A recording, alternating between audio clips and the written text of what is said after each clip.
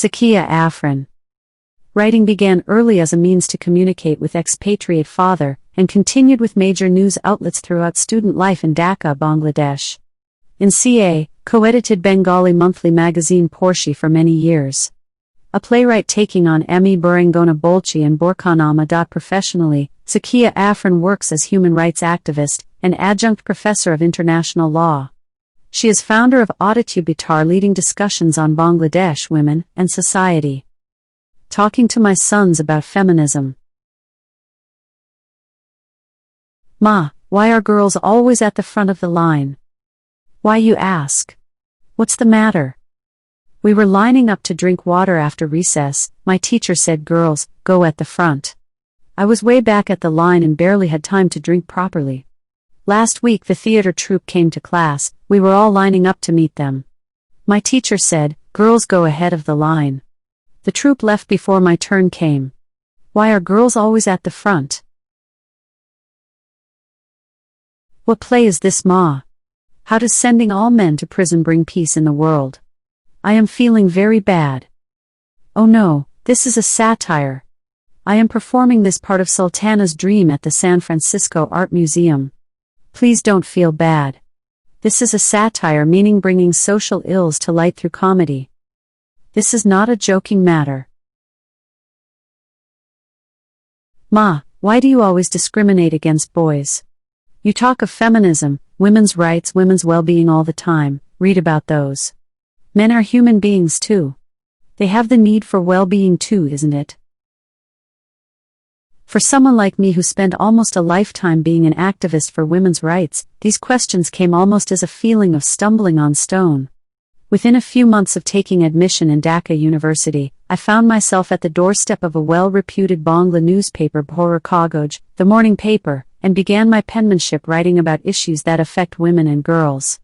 During an internship with Aino Shailesh Kendra Ask Human Rights, as a law student I worked on a book titled, Laws on Violence Against Women in Bangladesh. I was busy throughout the late 90s writing in various news outlets on the same topic.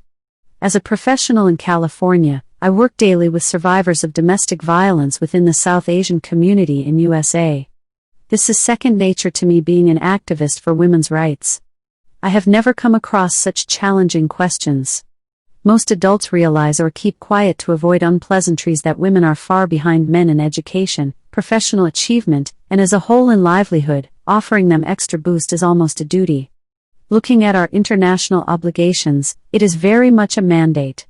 Bangladesh signed on to CEDAW, Convention to Eliminate All Sorts of Discrimination Against Women, and instituted several affirmative action measures within the Bangladeshi legal system for women. Helping women be on the same footing as men is the goal. Only then there can be fair and equal competition. These concepts are nothing new for adults like you and me. Do we know how the new generation is viewing these extra benefits allowed to girls? Are our young males in with us on this? There is no doubt about the fact that all sorts of discrimination and violence against women stem from the poisonous tree of patriarchy. It is important to remind ourselves that all men are not believers of the supremacy of men as patriarchy propaganda may have us believe. Are we paying enough attention to our boys, making sure they don't accept the poison? Fruit of patriarchy? The first lesson of gender equity come from the family. If equality does not exist between parents, all the talks of equity is likely to remain in textbooks for the children of the household. The whole world, including Bangladesh, has such an acute problem of domestic violence that the equality discussion may seem irrelevant at spaces. The child who gets first-hand lesson in controlling a woman physically and otherwise needs a lot of attention and mindful unlearning techniques to become immune to that education. If we fail our boys in the movement to empower women and girls, if we do not take the time to have them participate, empowerment could just be a numbers game. Let's take an example of Bangladesh. For many years in a row, Bangladesh ranks number 1 in political empowerment of women, in the Gender Gap Index of World Economic Forum. Looking at the cruelty and depravity of violence against women in everyday Bangladesh, one is tempted to ask, what is this empowerment for? Do you have everyone in our society participating in this empowerment effort? If my sons did not point this out to me, I would have never given this a second thought. Feminism is not just a women's issue. I would not care to dwell on this. I have changed my mind since then. How would my children become humanists if they don't believe in feminism? Feminism is not about discriminating against men who better than me to explain to them? Now I talk to my sons often on these topics. I show them the achievements of many women heads of states, as well as their disastrous policies. I talk to them about the context, Bengali Muslim women suffering in invisible jail forever then, in 1905 when Begum Rokeya wrote that revolutionary satire dreaming of sending all men to jail.